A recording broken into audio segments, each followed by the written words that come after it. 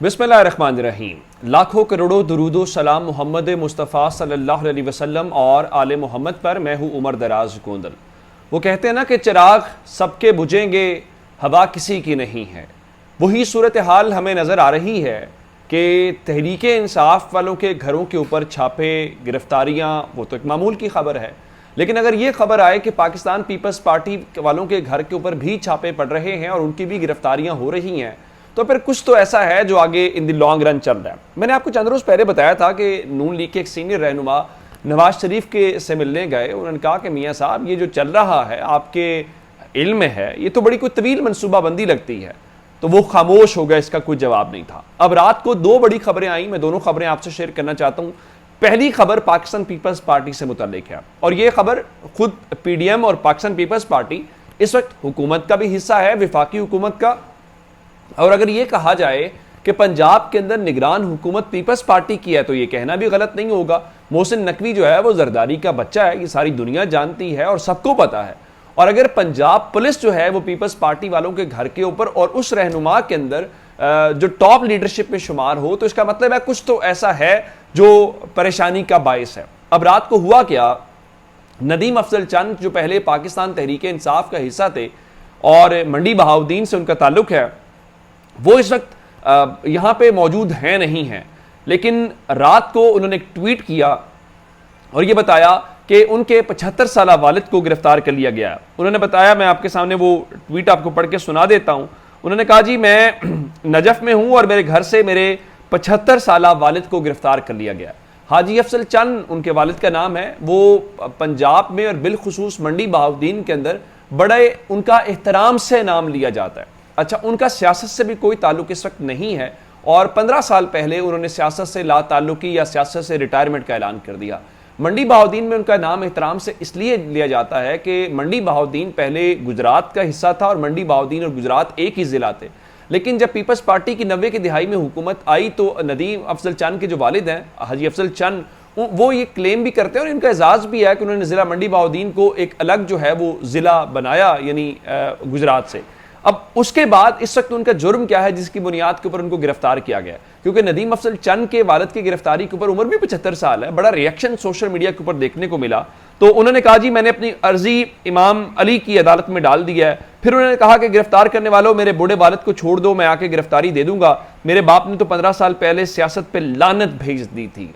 अंदाजा करें एग्रेशन का, गुस्से का, परेशानी का। जाहिर है कोई भी नहीं चाहता कि उसके वालिद या वालदा के साथ इस किस्म का सलूक किया जाए। वालिद और वालदा हर किसी की सांझी होती हैं, उनका एहतराम हम सब के ऊपर होता है कि हम सब एहतराम करें। अपने मुखालिफ, अपने बदतरीन दुश्मन के भी वालिद और जो वालदा हैं उनका एहतराम किया जाना चाहिए। लेकिन जाहिर है कि अभी सूरत हाल थोड़ी सी, मैं उनका जुर्म बता देता हूँ। उनका जुर्म ये नहीं है कि नदीम अफजल चंद के वो वालिद हैं, उनका जुर्म ये है कि वो हाजी गुलरेज अफजल चंद के वालिद हैं। उनका जुर्म ये है कि वो इस वक्त जो हैं वो अगर देखा जाए और कि वो उनके जो क्या कहना चाहिए ब्रदर इन लॉ जो हैं वो नज़र गोंदल है मंडी बहाउद्दीन से।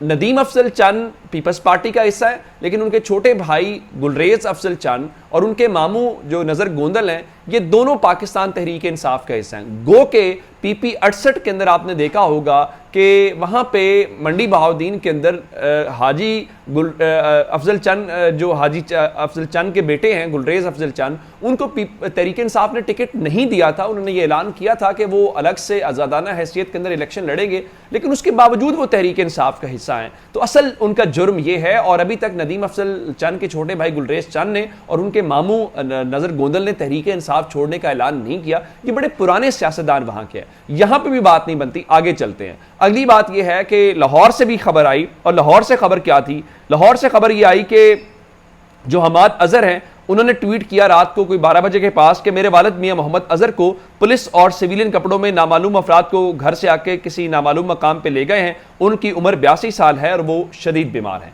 अब हमाद अजहर की गिरफ्तारी के लिए सरतोड़ कोशिशें हैं, लेकिन जाहिर है कि वो अभी तक गिरफ्तार नहीं हुए। पहले उनकी जो बहनें हैं उनके घरों के ऊपर भी छापे मारे गए हैं, फिर उनकी वालदा के साथ जो चीज़ें हुई, सलूक किया गया, वो एक अलग कहानी है। अब मियाँ अजहर जो हैं वो पंजाब के साबिक गवर्नर, आपको पता है उनकी उम्र कितनी है? उनकी उम्र सिर्फ 82 साल है और वजह क्या है, जिस तरह मियां असलम इकबाल ने कल लिखा सारा कुछ, तो उसके ऊपर उस्मा बुखारी ने बड़ी तफसील से बता दिया कि ये जब तक गिरफ्तारी नहीं दोगे ये तो होगा। यानी आप मुजरिम को पकड़े ना, मुजरिम भी नहीं मुलजिम को पकड़े, और अगर वो नहीं है तो उसके भाई या बाकी लोगों के ऊपर तोड़फोड़ क्या चीजें हैं। तो अब मियां अजहर को, जो वो भी सियासत से एक्टिव नहीं है, 82 साल का तो बुजुर्ग होता है, ओल्ड सिटीजन जिनको हम तसव्वुर करते हैं, लेकिन ये क्या हद उबूर की जा रही है, ये क्या हो रहा है, इसका सवाल शायद ही किसी के पास हो। लेकिन दूसरी तरफ खौफ है कि वो खत्म होने का नाम नहीं ले रहा, और वो भी मैं आपको बता देता हूं कि वो खौफ क्या है। वो खौफ ये है कि इस वक्त सूरत हाल ये है कि रात को ख्वाजा आसिफ ने टीवी के ऊपर बैठ के ये कहा है, चूंकि चंद रोज पहले मैंने आपको बताया था कि जो चॉइस सर्वर है उन्होंने ये बताया कि इस वक्त इस हुकूमत ने पीपल्स पार्टी नून लीग डिलीवर करने में नाकाम हो गए। अब वो कह रहे थे कि हुकूमती जमातों को अगला इलेक्शन मिलकर लड़ना चाहिए। नून लीग और पीपल्स पार्टी काफ लीग ने अलग अलग इलेक्शन लड़ा तो शोर होगा, इलेक्शन लड़ने से वो नताइज नहीं निकलेंगे जो हम चाहते हैं। यानी अब ये खबरें हैं जी इलेक्शन होगा, लेकिन इमरान खान के बगैर ये इलेक्शन होगा। अगर इमरान खान के बगैर इलेक्शन की भी गारंटी आपको दे दी गई है, उसके बावजूद आपका ख्याल ये है कि आप फिर भी अलग अलग हैसियत में जीत नहीं सकते, तो ये तो फिर वन पार्टी सिस्टम है। इसको आप जमहूरियत की क्या डेफिनेशन देंगे, मुझे इस बात का इल्म नहीं है। लेकिन अब इस सारी सूरत हाल में अगर अब भी आपको खौफ है तो फिर आपको मान लेना चाहिए कि फिलहाल आपके बस की बात नहीं दिखाई दे रही और आप से मैनेज नहीं हो रहा। अब दूसरी जानिब जरा इस बात के ऊपर आ जाते हैं जो शहबाज शरीफ को चिट्ठी मिली है, क्योंकि हमें बताया गया था कि ये सियासत की बजाय रियासत बचाने आए हैं। तो जिन्होंने रियासत बचाई है उनको चिट्ठी क्या मिली है? उनकी चिट्ठी मिली है कि हमारी कंपनी 40 साल तारीख की बदतरीन मौशी सूरत हाल से दो चार है। आपने टीवी के इश्तिहारों के ऊपर, टीवी के ऊपर जो बता रहे हैं उसको छोड़ देना एक तरफ, ये ग्राउंड हकाइक है। वो कहते हैं जी हमारी कंपनी 40 साल, अब पाकिस्तान की कुल उम्र कितनी है? 75 साल है। उसमें से वो कहते हैं जी 40 साल तारीख की बदतरीन मौशी सूरत हाल से हम दो चार हैं। माहाना कई दिनों तक पैदावार बंद रहने से रवां साल 12.9 अरब रुपए का नुकसान हम उठा चुके हैं। कंपनी से वाबस्ता डीलर्स के कारोबार खत्म हो चुके हैं, मुतअद्दिद खत्म होने के करीब हैं। अब हम सिर्फ अपनी बका की जंग लड़ रहे हैं। और ये लेटर लिखा गया है सुजुकी मोटर्स ने, शहबाज शरीफ ने, जिसमें लिखा गया है request for no additional, not to increase in existing duties and taxes, even request for reduction in duties and taxes for at least minimal survival of up to 100 cc vehicles। अब इस खत का मतलब ये है, सोशल मीडिया के ऊपर जो सर्कुलेट कर रहा है, आप अभी तक उस बिजनेस को बचाने के लिए वो वजीर आजम को कह रहे हैं। अब इसको क्या मैसेज किया जाएगा, क्या उनको कहा जाएगा? दूसरी जानिब जरा अंदाजा लगाइए कि मिफ्ता इस्माइल, कल मैंने आपको बताया कि जियो ने बड़ी एक डिबेट करवाई मुख्तलिफ इकोनॉमिस्ट की, तो वहां पे भी मिफ्ता इस्माइल ने बताया कि IMF प्रोग्राम में ना गए तो नए माली साल की दूसरी सहमाही के अंदर डिफॉल्ट यकीनी है। यानी ये ग्राउंड के ऊपर पोजीशन है कि आप चलेंगे सब कुछ कर लें, minus Imran Khan, jail, disqualification.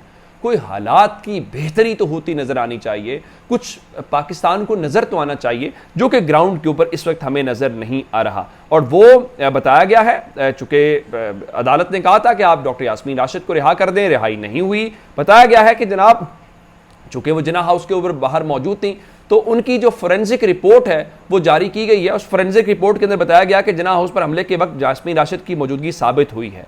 मैं फोरेंसिक रिपोर्ट को चैलेंज नहीं कर रहा, लेकिन ये शायद पहली बार ऐसा हुआ है। रात को शिराज हसन जो डॉन के ब्यूरो चीफ हैं वो भी यही बात कर रहे थे कि पहली बार ऐसा हुआ है कि किसी फोरेंसिक रिपोर्ट को यूं ऑफिशियली रिलीज किया गया पब्लिक को। ये इस तरह नहीं किया जाता।